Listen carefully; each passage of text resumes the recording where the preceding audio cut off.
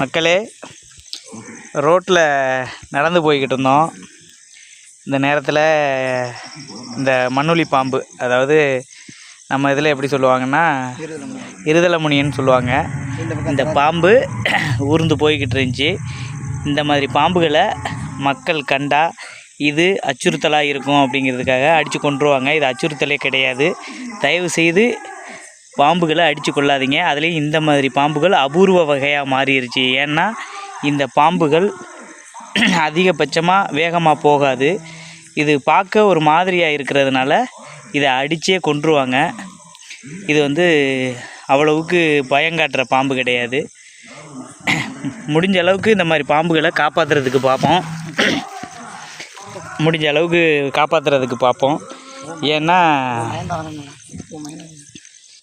இந்த மாதிரி பாம்புகள் மிக அரிய வகை பாம்பு இனத்தில் வந்துருச்சு. இந்த மாதிரி பாம்புகள் அதனால் நல்லா அப்படி திருப்பி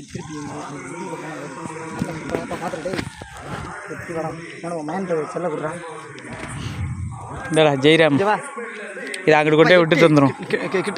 இங்கே இது வரத ஒரு பக்கத்தில் இந்தடா இந்த வீடியோ கேட்க மாட்டாக்காண்டி இருக்க சைஸை பாரு. அதை இது பண்ணுறத அது எப்படி நாக்கு நீட்டுது பாரு. எடுக்கவா? அப்படியே எடுத்துக்கிட்டே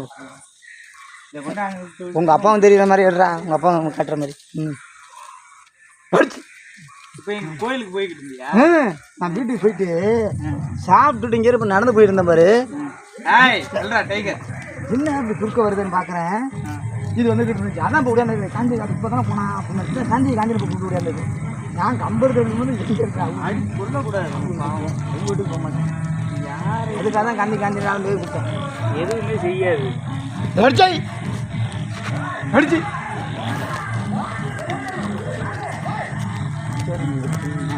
நிகழ்ச்சி நடக்குது. ஆனால் ஒன்றும் பண்ணாது. அதெல்லாம் கிடையாது. இது யாரையுமே கிடையாது. வெடிச்சு இது வாடை அடிங்க. அதனால நான் அப்படி சுற்றிக்கிட்டு வரேன். பயங்கரமாக வாடை அடிங்க. டைகரு நாக்க போட்டு நக்குது.